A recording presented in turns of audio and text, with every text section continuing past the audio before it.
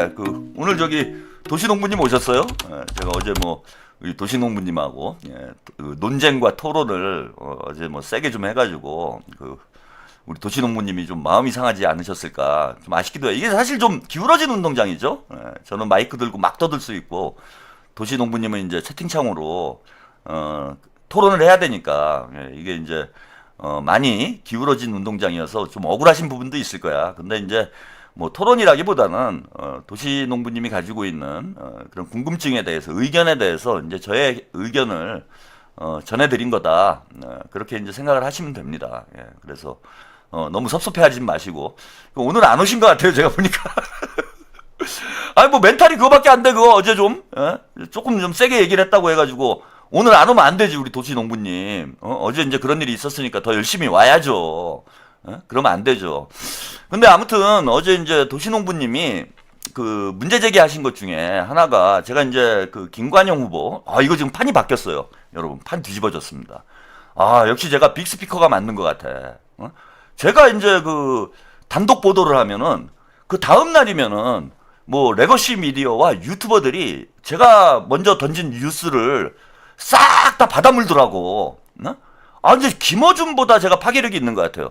요즘에 이제 김어준이 던진 어젠다 이슈를 레거시가 받아무는 경우가 별로 없어요. 근데 제가 방송에서 먼저 하면 뭐 우연일 수는 있습니다. 근데 제가 이제 어젠다를 만들면은 이게 이제 보편적 어젠다로 이제 쫙 도배가 되더라고. 그리고 제가 이제 일주일 정도 김관영을 밀어야 된다. 뭐 여러 가지 의견들이 있으시지만 김관영 후보를 밀어야 된다. 뭐 이렇게 막 주장을 했잖아. 주장을 하니까 오늘 보니까요. 오늘 거의 모든 레거시에서 다 물었더라고. 물론 뭐 그 여론조사 결과가 김관영이 이기는 여론조사 결과가 나와가지고 받아문 것도 있지만은 김관영 이슈를 그러니까 전북이 지금 최대 관심 지역이 됐어요. 전북 선거, 호남 선거에는 사실 지방선거 때 관심이 없잖아. 근데 전북지사 선거가 지금 뭐 평택, 부산에 이어서 최대 관심 지역구가 됐어. 지금 난리가 났어요. 그리고 은근히 지금 김관영 쪽에 좀 무게를 실어주는 그런 분위기가 형성이 됐어. 이게 대단히 중요한 게 제가 좀 어려운 싸움이 될 것이다라고 예상을 한 게 뭐냐면은 어쨌건 뭐 호남에서는 민주당 간판을 달면 진짜 개새끼를 공천을 해도 당선이 될 판이잖아요. 응? 예전에는 뭐 그런 얘기 있어. DJ 집행위를 공천을 해도 DJ의 지팡이를 공천을 해도 당선이 된다. 뭐 이런 말이 나올 정도로 호남에서는 진짜 지팡이를 공천을 해도 당선이 되잖아요. 그런데 이게 민주당에서 그래도 어쨌건 또 불미스러운 어떤 문제로 제명이 된 상태에서 무소속 출마를 했는데 이게 과연 경쟁이 될 것인가? 라는 이제 고민이 하나 있고 또 하나는 이원택 후보하고 누구죠? 정청래 입장에서는 조용한 선거를 치르는 게 이제 제일 좋아요. 관심을 안 받아야 되는 거야. 그냥 조용히 그냥 이원택이 이기는 방향으로 가야 돼. 그게 아니라 주목을 받으면 이게 이슈화가 돼버리면 이게 무슨 사건인지 모르는 분들도 많아요 지금. 왜 김관영이 왜 제명이 됐는지 왜 이원택을 찍지 말자고 하는지 이걸 몰라 지금 대부분의 유권자들이. 근데 이제 언론에 막 이슈가 돼서 나오기 시작하면은 김관영이 왜 제명이 됐고 이원택은 무혐의가 나왔는데 뭐가 문제고 문제가 이렇게 있기 때문에 민주당 당원들이 무소속을 찍자고 난리가 났고 이런 이제 정보들이 전달이 되는 거예요 유권자에게. 그래서 시끄러워지면 이슈화가 되면 될수록 김관영이 유리해지는 판이다 이거는. 그런데 이걸 과연 이제 이슈화가 될 건가? 어쨌건 그 호남 지역 선거에 레거시 미디어에서 관심을 안 갖기 때문에 이슈화가 될 것인가? 제가 이제 이런 우려가 있었는데 이슈화가 됐어요 이제는. 저는 판 끝났다고 봐요. 이미 여론조사에서 김관영 후보가 이기는 여론조사가 나온 데다가 이제 거의 모든 언론이 전북을 주목하는 상황이 벌어져서 전북에서 도대체 무슨 일이 있었길래 무소속 후보가 1위가 되는 이런 결과가 나오는지를 전국에 있는 유권자들이 관심을 갖고 지켜보는 상황이 됐다. 이러면은 자 명분상에서 김관영 후보가 훨씬 더 유리하기 때문에 그리고 이게 이제 반정청래 정서하고 맞물리면서 제가 이번 전북지사 선거는 정청래 심판 선거라고 했잖아요. 정청래 심판론이 힘을 받게 돼 있어요. 그러면서 김관영이 더 유리해지는 판으로 흘러갈 수밖에 없다. 그래서 이게 관심을 못 받도록 하는 게 이원택이나 정청래에게는 이제 유리한 판이 되었을 텐데 어쨌건 제가 이걸 이슈화를 한 거야. 뭐 제가 한 건 아니지만 일조는 한 거죠. 어쨌건 그죠? 제가 제일 먼저 이거 김관영 지지를 해야 된다. 김관영을 뽑아야 된다. 이런 얘기를 하면서 유튜버들이 조금씩 관심을 갖게 시작을 하고 레거시 미디어 지난주에 그 장르만 여의도에서 제가 금요일날 방송 때 말씀드렸잖아요. 장르만 여의도 레거시에서 처음 문 게 장르만 여의도예요. 정영진 씨가 처음 물었어. 그게 지난주 금요일이에요. 그런데 지금 오늘이 화요일인데 일주일도 채 안 돼가지고 완전히 판이 뒤집혀 버린 거야.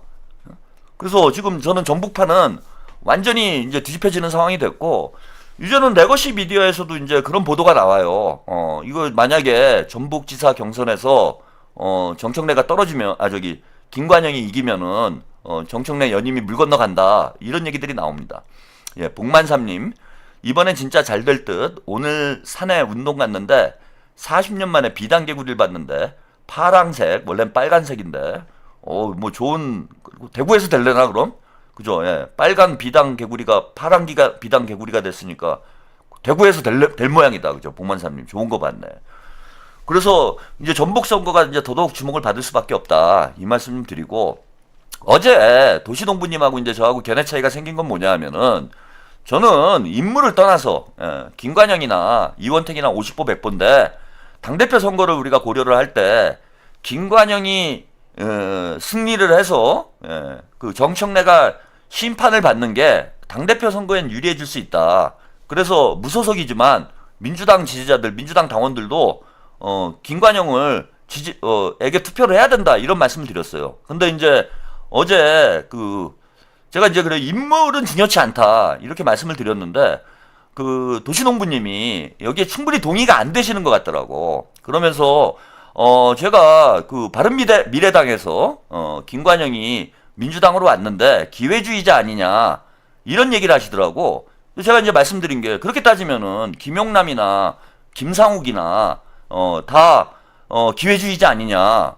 그럼 김상욱이나 김용남도 지지하면 안 되는 거 아니냐 이런 이제 반론을 말씀을 드렸더니 김영남과 김상욱은 이재명 대통령이 영입한 인재이기 때문에 둘은 괜찮다. 근데 아니지 않냐 김관영은 이런 주장을 하시더라고요. 그래서 제가 김관영 후보에 대해서는 뭐 아는 게 많지 않아 가지고 어제 방송 끝나고 나서 좀 몇 가지 좀 찾아봤어요. 예, 찾아봤는데 도시의 농부님의 주장하고는 좀 거리가 있는 내용을 좀 확인을 했고 이게 이제 민주당 역사하고도 연관이 돼 있는 얘기이기 때문에 문조 털레유의 레거시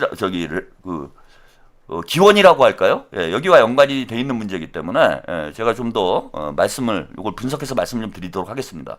김관영 후보도 이재명 대통령의 픽이에요. 예, 당시 뉴스 영상. 예. 김관영 후보도 이재명 대통령이 임재영이 1호로 영입을 했던 인물입니다. 그 뉴스 영상 잠깐 보시고 이야기 나눠보겠습니다. 바른미래당 출신 김관영 최입의 전 의원이 이재명 후보 선대위에 합류했습니다. 호남 재선 이용호 의원의 윤석열 후보 선대위 합류 맞불 성격으로 풀이되는데 여야 간 인재 영입 경쟁이 뜨거워지고 있습니다. 정철호 기자입니다. 이재명 더불어민주당 후보가 김관영 최입의 전 의원을 영입했습니다. 20대 국회 당시 국민의당과 바른미래당 소속으로 선대위에 합류해서 정책 등의 역할을 합니다. 다시 대선에서 승리할 수만 있다면 여당 내의 야당의 역할도 마다하지 않겠습니다. 부족했던 것을 철저히 반성하고 다음 정부에서 반드시 공정한 경제 생태계를 만들겠습니다. 이재명 후보가 대통합 방침을 밝히고 첫 합류인데 중간지대 영입으로 외연 확장을 시도하는 겁니다. 대통합의 첫 관문이 열린 것 같습니다. 우리 두 분 진심으로 환영하고 국민의힘은 이미 호남 재선 이용호 의원의 김한길 전 대표, 박주선 전 국회 부의장, 금태섭 전 의원 등 진보 진영 일부가 합류했습니다. 지역 갈등을 완화하고 또 국민 통합을 하는 게 먼저라고 생각했습니다. 상징적인 효과를 기대하는 건데 호남 민주당 이탈층은 물론 중도까지 겨냥한 셈입니다. 지역 감정을 타파하고 한국 정치 발전과 우리 당의 지지 기반을 더 확대하는데 중요한 계기가 되고, 윤석열 후보는 윤희숙 전 의원도 영입해 후보 직속 기구인 내일이 기대되는 대한민국 위원회를 맡겼습니다. 아, 네, 마침, 예, 도시의 농부님 오셨네요. 예, 감사합니다. 예, 제가 안 오신 줄 알고, 예, 오셨습니다. 도시의 농부님. 예, 김김님도, 네, 감사드립니다. 그래서 도시의 농부님, 마침 잘 오셨네요. 제가 이제, 도시의 농부님도 이 전후 배경은 모르는 상황에서 이제 바른미래당 쪽에서 왔으니까 이 사람 좀 기회주의적인 거 아니냐, 이렇게 이제 생각을 하셨던 것 같은데, 제가 이제 설명을 드릴 부분은 이제 충분히 설명을 드리려고 오늘 좀 준비를 했어요. 예, 역전의 용사님. 이원택 낙상하면 크게 유령당원마저 제 역할 못합니다. 쫄려서 본인 다칠까 후털덜. 예, 그렇죠. 예. 이원택이 꺾이면은 정청래가 이제 맘대로 못하는 상황이 벌어질 수밖에 없는 거예요. 그래서 무서운 거예요, 지금 김관영이. 그래서 국민의당, 바른미래당을 거쳐서 민주당으로 이제 복귀를 한 경우는 맞는데, 이게 좀 케이스가 다르다라는 걸 제가 말씀을 좀 드리고 싶은 거고, 그 다음에 이재명 대통령님이 2022년 대선 때 인재영입 1호로 영입을 한 인물이에요. 예, 김관용 후보가. 그래서 이재명 대통령의 인재 영입, 그러니까 유 이재명 이런 거지 뭐, 쉽게 말씀을 드리면은. 이번 대선 때 이제 김용남 의원이나 허은하 비서관 같은 경우에는 이번 대선 때 이제 들어온 거지만은, 어찌 보면은 유 이재명 1호가 이 김관영, 예, 후보가 되는 거다. 그런 측면에서 보면은 우리가 김용남이나 김상욱을 지지하듯이 김관영을 지지하지 못할 이유가 없는 것이고, 또 김관영 후보가, 예, 그 김관영 후보가 대단한 인재예요. 뭐 이거 다 아실 만한 분들 아실 텐데, 그 삼관왕이죠. 고시 삼관왕이에요. 고시 삼관왕. 예, 그래서 회계사이면서 변호사이면서, 예, 행정고시, 그러니까 사법고시, 행정고시, 회계사 고시까지, 이런 분이 상당히 드물잖아. 예? 그 보통 그 똑똑한 분이 아닌 거지. 그래서 그냥 뭐 인물만 놓고 봐도 상당히 역량 있는 분이고, 그런 역량이 있다 보니까 전북 지역에서도 전북 지역 유권자들이 지지도가 높은 거예요. 그러니까 전북에서는 나름 이제 자랑거리인 거죠, 김관영 후보가. 그 지역마다 그런 정도 뭐 삼관왕을 한 사람이 몇 명이나 있겠습니까? 근데 전북에서는 진짜 뭐 천재 소리 들으면서 뭐 플랜카드가 동네방네 다 달릴 정도의 그런 이제 능력 있는 인물이고, 그렇게 능력이 있다 보니, 예, 이재명 대통령님의 저는 주목을 받아가지고, 예, 인재로 이제 영입이 됐던 그런 케이스다. 그러면은 어찌 보면 이번에 김관영을 날린 게 결국 이재명의 사람을 날리려고 벌어진 일일 수도 있다는 거예요, 저는. 거기에 이재명의 사람을 날리고, 이재명의 인재를 날리고, 정청래의 인재를 꽂아넣은 거 아니야. 그 능력도 안 되는 사람을. 김관영하고 비교를 하면 사실 뭐 이원택 후보 뭐 미안한 얘기지만 사실 뭐 능력 면에서 이렇게 비교하기가 힘들 정도 수준 아닙니까? 이런 인재를 우리 민주당이 버리는 게 과연 현명한 일인가? 자기 사람 계파 정치하느냐고 저는 한심하다 이런 생각이 들고요. 이게 더 중요한 문제가 있어요. 그래도 어쨌건 다른 당에서 왔으니까 아직도 좀 신뢰가 안 간다. 우리 도시의 농부님은 이제 그렇게 생각을 하실 수도 있는데, 이게 역사적인 어떤 배경이 있어. 예, 봉화영명님, 우리 도시의 농부님 엄청 애정하시는 게 느껴집니다. 우리는 개구박하면서 농부님 궁금하신 건 자료까지 준비해 오시고 개 부럽습니다, 농부님. 그게 원래 이게 튀어야 주목 관심을 받는 거예요. 예. 그 선생님 입장에서 그렇잖아. 이렇게 자꾸 튀는 애들, 삐뚤어지려는 애들. 아니, 잘 따라오는 애들은 관심을 덜 갖게 되지. 잘하니까, 나도도. 근데 이제 이렇게 삐뚤어지려는 애들이 생기면은 선생님이 이제 관심을 더 많이 갖잖아요. 예. 그래서 우리 도시의 농부님이 좀 삐뚤어지려고 하시길래 제가 좀 관심을 좀 많이 갖고 있는 거지. 그래서 우리 봉화영명님도 관심 받고 싶으시면은 그 삐뚤어지세요. 삐뚤어지면 관심을 받아. 아, 이거 농담이에요, 제가. 예, 이것도 우리 도시의 농부님 마음 상하실까봐. 예, 농담입니다, 농담. 예. 삐뚤어지면 안 돼요. 자, 이게 좀 또 역사가 있는데, 자, 요 기사를, 제가 좀 소개를 해드릴게요. 이게 또 다른 역사가 있는 게, 김용남 의원이나 김상욱 의원의 케이스하고는, 근본적으로 다른 문제가 있어요. 예전에 이제 이게 전북일보에 2023년 1월에 나왔던 기사예요. 그러니까 지방선거 때 이제 나왔던 기사죠. 김관영 후보가 이제 도지사 후보로 그 공천이 됐을 때 이렇게 나왔던 얘기인데, 이재명과 정동영, 김관영, 그러니까 김관영이 왜 인재 영입으로 들어왔나, 이것에 대해서 쭉 설명을 한 기사예요. 예?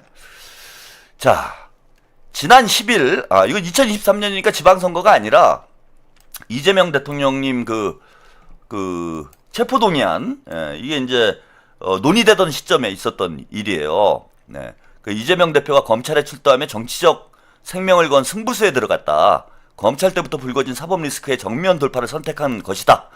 이에 대해서 정북 정치권도 사태의 추이를 예의주시하고 있는데, 자, 4월 전주울 재선거와 함께 내년 총선을 앞두고 공천권 향박에 이목이 쏠려 있는 건 사실이다. 이런 위기 상황을 앞두고 연말 정동영 민주당 상임 고민이 이재명 지키기를 자처하고 나섰다라는 얘기예요. 그러니까 2023년 2월 달에 체포동의안 1차 표결이 있었어요. 이때는 이제 부결이 됐죠. 그 1차 표결을 앞두고 정동영 당시 상임 고문이 이재명 지키기에 앞장을 섰다. 그런데 정동영 고문이 앞장선 이유가 뭐냐 하면은 이 대표와의 남다른 인연이 작동을 했다라는 겁니다. 그 남다른 인연, 뭐 제가 방송에서도 여러 차례 말씀을 드렸는데, 자, 정치권에서는 정동영 장관을 이 대표의 정치권에서는 정동영 장관을 이재명 대표의 정치적 대부라고 부른다. 정치적 대부라고 부르는 이유가 뭐냐? 2007년도에 이게 왜 이상합니다. 여기 있네요. 정동영 지원 조직인 정동영 캠프에, 여기 좀 잘려가지고, 정동영 캠프에 합류를 해서, 이후 정 고문이 17대 대선 후보가 되자 이 대표는 대선 기획단에서 정 고문을 정 고문을 지원을 했고, 8월 당권을 거머쥔 이 대표 체제 이후 복당파 중 유일하게 상임 고문으로 임명을 했다라는 거예요. 자, 그런데 김관영 지사는 김한길 국민통합위원장과 정 고문과 함께, 그러니까 정동영 고문과 함께 2016년 총선에서 국민의당 녹색 돌풍을 주도를 하면서 원내 3당으로 발돋움한 국민의당은 국회에서 캐스팅 보트를 쥐고 여야를 넘나들며 존재감을 뽐내게 됐다. 그래서 이 세 사람의 인연을 간단하게 정리를 해준 거예요. 자, 무슨 얘기냐? 이재명 대통령은 정동영 장관, 정동영 캠프에서 정치를 시작을 했어. 그래서 정동영을 이재명의 정치적 대부라고 당시에 평가를 했습니다. 그래서 이재명 대통령이 당대표가 되자마자 정동영 장관이 복당을 했고요. 상임 고문으로 임명을 하게 됩니다. 그러니까 정동영과 이재명의 관계를 잘 보여주는 거죠.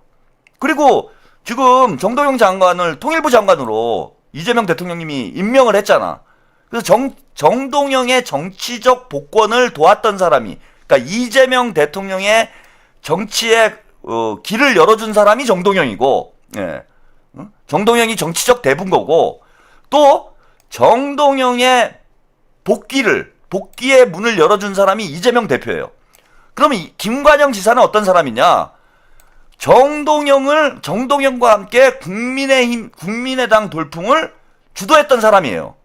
그러니까 정동영을 매개로 이재명 대통령과 김관영 지사는 깊은 정치적 인연이 있다라는 내용의 그런 기사예요. 그래서 김관영 지사가 당시에 지사를 하면서도 이재명 대통령을 도왔다라는 겁니다. 이재명 대통령의 이제 체포동의안이 국회에서 논의가 되고 있는 시점에 김관영 지사가 정동영 장관과 함께 이재명 지키기를 같이 한 사람이다. 그러면 이재명의 사람이라고 볼 수 있는 거잖아요, 우리가. 지사가 된 이후에도. 이런 분들을 우리가 지지를 안 할 이유가 뭐가 있습니까? 게다가 여러분, 지금 정동영 장관이 왜 당시에 안철수하고 손을 잡고 예? 국민의당을 창당을 했는지 이 이유를 여러분들이 아셔야 돼요. 자, 문재인이 노무현 대통령 서거 이후에 정치 활동을 하면서 민주당을 장악을 했습니다. 민주당을 장악을 해서 문파들이 그죠? 민주당의 주류가 됐죠. 민주당의 주류가 됐어요. 근데 문재인이 대통령이 되기 위해서 여러분, 그러니까 2009년, 10년 뭐 이때 상황이죠. 총선 직전 상황인 거예요. 2016년 직전에. 문재인이 대통령이 되기 위해서 가장 먼저 제거해야 될 사람이 누구였겠습니까? 당시에. 민주당의 당권을 잡고 본인이 민주당의 대선 후보가 되기 위해서 당시에 문재인의 가장 강력한 경쟁자가 누구겠어요, 여러분? 당시에 문재인이 이제 정치를 시작하면서 민주당을 먹어야 되는데, 쉽게 말씀드리면 친문들이 민주당을 먹어야 되는데 이 민주당을 먹는데 가장 큰 걸림돌이 되는 사람 누구겠습니까?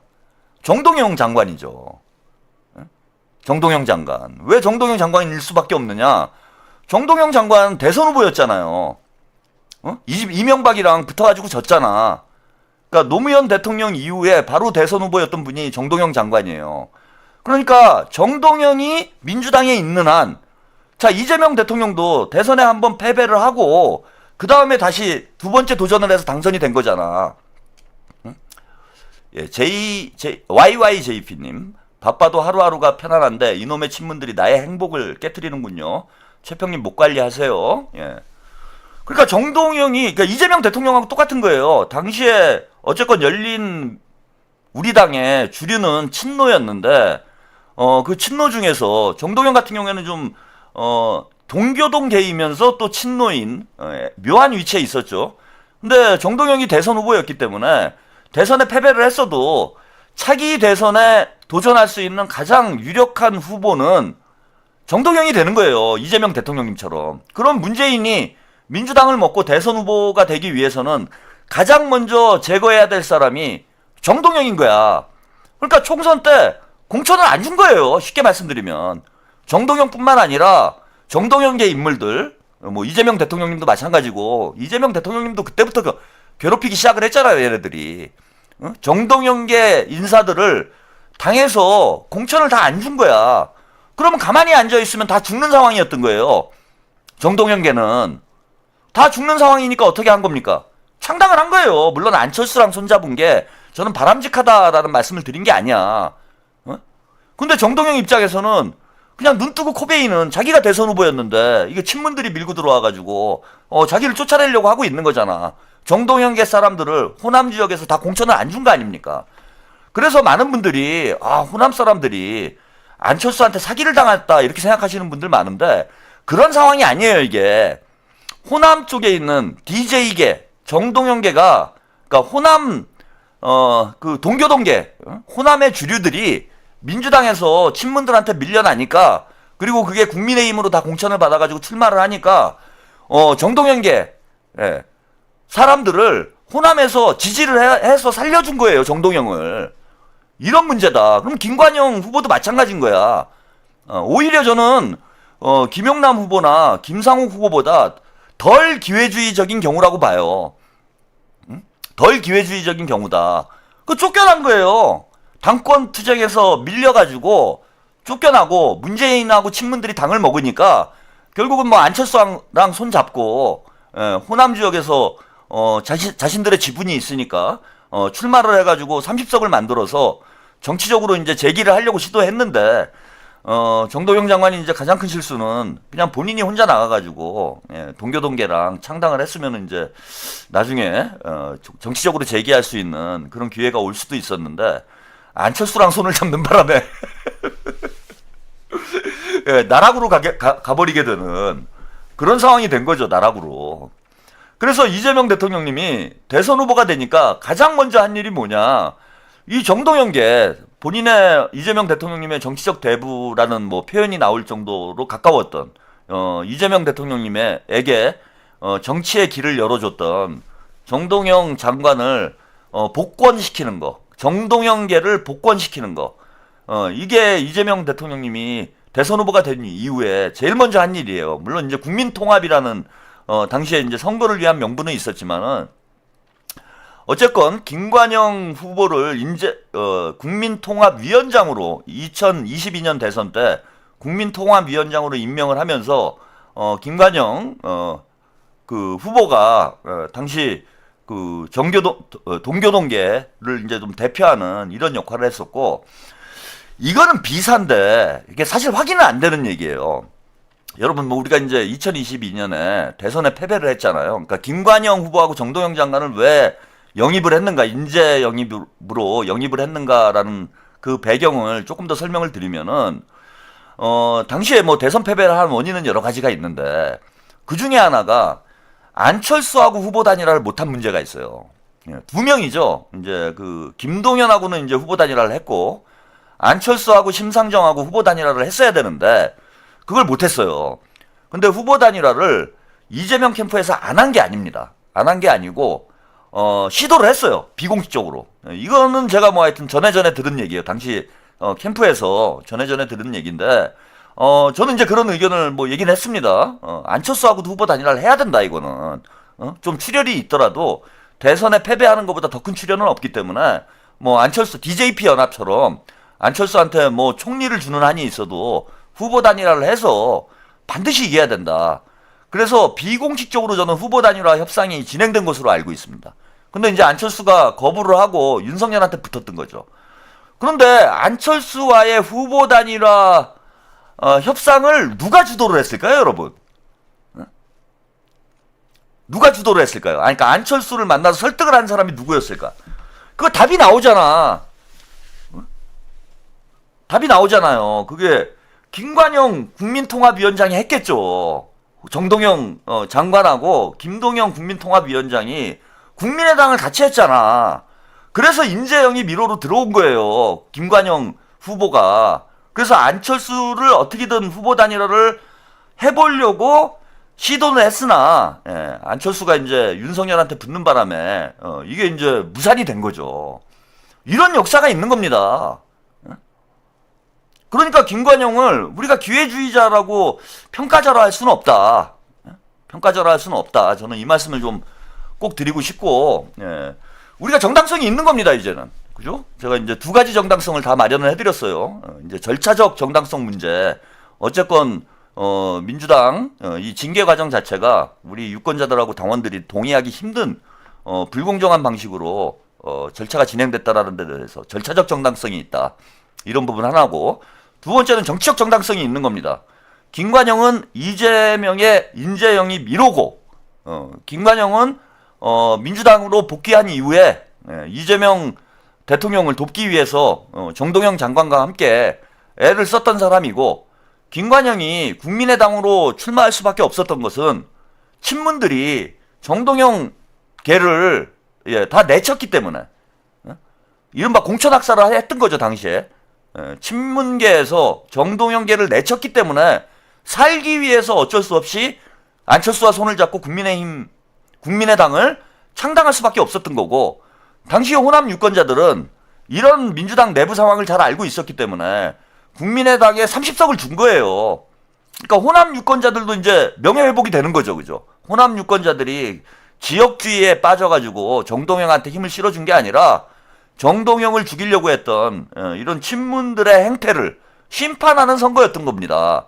그러니까 호남 유권자들이 당시에 제일 현명했던 거죠. 근데 그걸 친문들은 마치 호남 유권자들이 지역주의에 뭔가 이 노예가 돼가지고 그런 투표를 한 것처럼 왜곡을 하고 있는데, 사실은 전혀 그렇지 않습니다. 호남은 죽지 않았어요. 그래서 제가 드리고 싶은 말씀은 이제는 김관영을 지지하지 않을 이유가 없는 거죠, 우리가. 친명들은. 이재명은 이제 김관영을 당연히 지지해야 되는 거 아닙니까? 이전하고 똑같은 일이 벌어진 거잖아요. 친문들이 또 친명을 학살하려고 하는 거잖아. 그러면 우리 호남 유권자들이 왜 저런 결과가 나왔는가? 호남 유권자들은 이런 역사를 아는 거예요, 지금. 경험을 해봤으니까. 이 문조털레유의 이런 패권주의 정치를 호남 유권자들은 경험을 해봤기 때문에 이번에 김관영도 똑같은 방식으로 능력 있고 실력 있는 인재인데 자기 정청래 사람 꽂아 넣으려고 김관영을 내친 거라는 거, 이거를 우리 호남 유권자들, 전북 유권자들이 알고 있는 거예요. 그러니까 여론조사에서 김관영이 민주당에서 제명이 됐고 뭐 돈 봉투를 돌렸다, 대리비를 돈을 줬다, 뭐 이런 얘기가 나왔음에도 불구하고 어찌 보면 흠결이 있는 후보임에도 불구하고 김관영을 지지하는 이유가 뭔가, 이게 이제 친문 패권주의에 대한 경험이 있기 때문에 저는 이런 여론조사 결과가 나온 것 아닌가. 그래서 이번에도 심판이 될 거라고 봅니다. 이미 여론조사 결과가 김관영 후보가 이기는 그런 결과가 나왔지만은 호남, 전북 우리 유권자들이 과거에 정동영을 지켜냈던 것처럼, 정동영을 살려냈던 것처럼 이번에 김관영을 살려낼 거다. 예. 전북 분들은 저보다 더 잘 알고 있는 거예요. 그분들은 직접 경험한 일이니까. 예. 저는 이제 이걸 글로 경험한 사람이지만 전북 유권자들은 이 역사, 민주당의 이 역사를 피부로 직접 체험한 분들이기 때문에 이번에 이런 정청래의 꼼수를 저는 그냥 놔두지 않을 거다. 반드시 심판할 거다. 그렇게 생각을 합니다. 김관영이 될 거다.